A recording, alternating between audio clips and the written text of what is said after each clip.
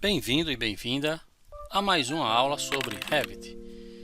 Neste vídeo de hoje vamos falar sobre o nível de detalhe e o modo de visualização, duas ferramentas importantes no Revit.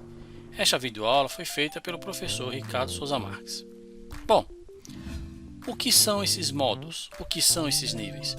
São formas de melhor representarmos graficamente o nosso projeto, dando a ele mais vida ou simplesmente um aspecto mais técnico. No Revit, nós temos atualmente 3 níveis de detalhe, que são esses que estão descritos aí ao lado, o baixo, médio e alto. E nós temos também 6 estilos visuais e mais um configurável, o que nos traz uma ampla gama de possibilidades de representação. Quero aqui registrar que o modo Ray Tracing ele vai aparecer apenas quando estivermos em 3D. Em plantas e em vistas, esse modo não aparece. Vamos ver aqui o próprio Help da Autodesk nos traz de informação sobre os níveis de detalhe. Com o Help da Autodesk aberto, vemos aqui as três formas, os 3 níveis, o nível baixo, o nível médio e o nível alto. O que diferenciam? O detalhamento. O nível baixo, vejam que a folha representa-se apenas uma linha, a folha da porta, e o seu giro também totalmente retilíneo. Temos aqui a visualização externa e a visualização interna são idênticas, sem visor nem nada. Já no nível médio, apesar da folha da porta continuar apenas uma linha, não ter a espessura, o seu giro já é um arco. Mas temos aqui o incremento desse visor na porta de saída de emergência, tanto externo quanto interno. Já se eu puxar para o nível alto, a folha da porta configura-se com uma espessura, o que é mais real, e o giro continua sendo um arco. Mas temos um incremento de dobradiças no modo externo e temos o incremento da barra antipânico no modo interno, sendo o nível alto, médio e baixo, respectivamente, nessa sequência do mouse. Aí vem a pergunta: todos os níveis vão ter seus elementos representados dessa forma? A resposta é não. Depende de como o objeto, como o componente foi criado. Existem componentes que, no próprio nível médio, as folhas já vêm com suas espessuras, o giro já vem curvo e às vezes um elemento ou outro já aparece, como uma dobradiça, uma maçaneta ou algum elemento. Como eu falei, depende muito exclusivamente de como o elemento foi feito. Vamos analisar agora como acontece dentro dos objetos, dentro do projeto, dentro dos elementos no próprio Revit. Mais uma vez, com o Revit aqui aberto, vamos chamar essa amostra de projeto de arquitetura e vamos chamar um modo de visualização 3D. Como foi visto no vídeo anteriormente, basta clicar neste ícone aqui. Bom, eu vou fazer um zoom nessa região aqui. Vimos também que eu posso configurar o atalho ZZ para poder já trabalhar em cima do modo que eu venho e fazer o pan aqui com o scroll do mouse. Tudo isso nós vimos em vídeos anteriores. Essas partes aqui representadas são as placas fotovoltaicas. Veja que meu nível aqui ele está um nível médio. Se eu colocar o nível baixo, não temos diferença, mas se eu colocar no nível alto, vejam que as placas aparecem inclusive seus elementos individuais. Ou seja, aqui esse elemento no médio para o alto tem diferença e do médio para baixo quase não vemos nenhuma diferença. Vou voltar para o médio e agora vou chamar um outro elemento aqui. Vou fazer um zoom mais ou menos nessa região aqui. Se eu puxar novamente aqui um nível alto, vejam que quase não há alteração para esse tipo de elemento e no baixo muito pouco. Mas eu vou chamar aqui pelo navegador de projeto uma vista sul. Deixa eu tentar aqui rapidamente puxar a caixa. Pronto, consegui. Vou aqui dentro de vista. A gente viu também que nesse navegador eu posso chamar os N elementos que foram feitos. E dentro daqui de vista, elevação, eu vou chamar a elevação sul. Quando eu clico na elevação sul, vou aqui, aproximar mais ou menos essa região aqui. Pronto. Vou tirar essas duas barras, navegador e propriedade. Já vimos em aulas anteriores como configurar os atalhos para podermos fazer isto. Tem mais aqui a área de trabalho em tela. E vou chamar aqui, vou começar com o modo baixo. Veja que no modo baixo ele retira a representação de giro nas minhas esquadrias e alguns poucos elementos aqui no meu guarda-corpo. Quando eu vou para o nível médio, veja que novamente então aparecem esses elementos. E se eu puxar um nível alto, né?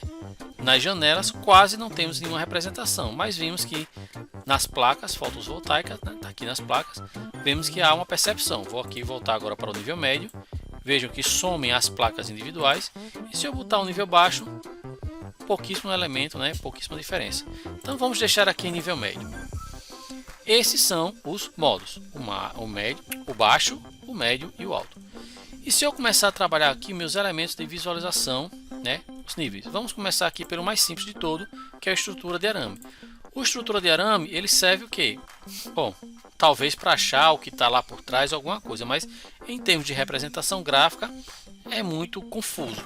Dependendo de uma plataforma ou de que você queira fazer uma prancha com um trabalho individualizado, alguma coisa, você pode compor conjuntamente. Mas, particularmente, o linha oculta, para mim, é o mais baixo, né? É o mínimo que eu uso. Além desse módulo aqui, o estilo visual, linha oculta, vou dar duplo clique com o Screw para dar aquele zoom total, vocês já sabem. Vou aqui puxar o sombreado. Vejam que o sombreado, então, ele já começa a aplicar cores aos elementos. Obviamente, depende de como esse elemento foi construído. Quando eu passo para cores consistentes, vejam que ele dá um escurecimento, né? Mas também depende se há ou não sombreamento. E se eu puxar o modo realista, ele vai fazer, ó, já depende, já consome mais memória do computador, e ele vai aplicar os materiais nas superfícies como eles foram criados, como eles foram configurados. Vou dar uma pausa no vídeo. Opa, carregou. Pronto, então a gente já vê que existe aqui a aplicação dos materiais. No módulo de visualização bidimensional, o Ray Tracing não se apresenta. Mas se eu puxar para o módulo de visualização tridimensional, né, estamos aqui, essa ferramenta aqui, vamos puxar aqui novamente o módulo linha oculta. Veja que fica somente o famoso preto e branco, né? O sombreado era o que nós estávamos aqui anteriormente, com cores consistentes. A diferença é muito pequena, é mais questão de iluminação. E o realista a gente viu há pouco tempo que ele carrega os materiais que foram aplicados nas superfícies. Se eu for puxar o modo Ray Tracing, veja que o modo 3D habilita essa opção, eu posso ativá-lo. Porém, ele vai consumir a memória mais do meu computador e demora muitas vezes a carregar, como a gente está vendo aqui nesse momento.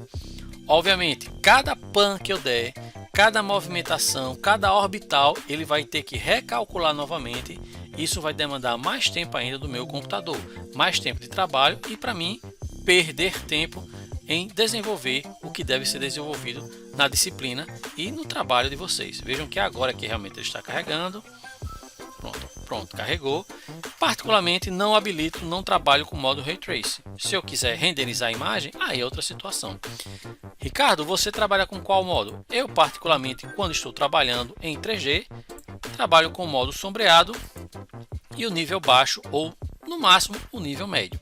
Não mais do que isso, tanto no modo de 3D quanto no modo de visualização em 2 dimensões das vistas. Gosto muito de trabalhar com sombreado e com modo médio ou baixo.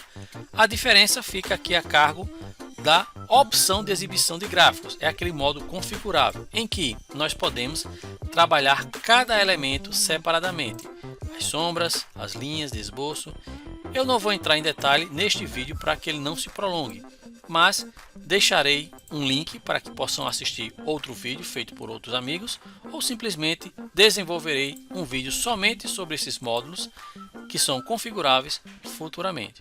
Gosto só de destacar aqui, ó, esse plano de fundo, onde eu posso alterar o gradiente, colocar um céu, né, ó.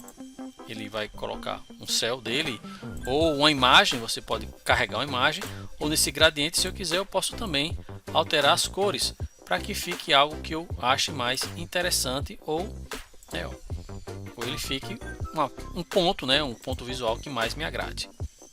Chegamos ao fim de mais uma aula. Então, como sempre, agradeço a todos e a todas que nos assistiram até aqui. E peço, como sempre, compartilhem, curtam nossos vídeos, se inscrevam nos canais, especialmente no meu canal. Ative o sininho também para saber das notificações e deixem aí seus comentários para sabermos o que podemos melhorar, para sabermos o que podemos abordar para vocês. Muito obrigado e até a próxima!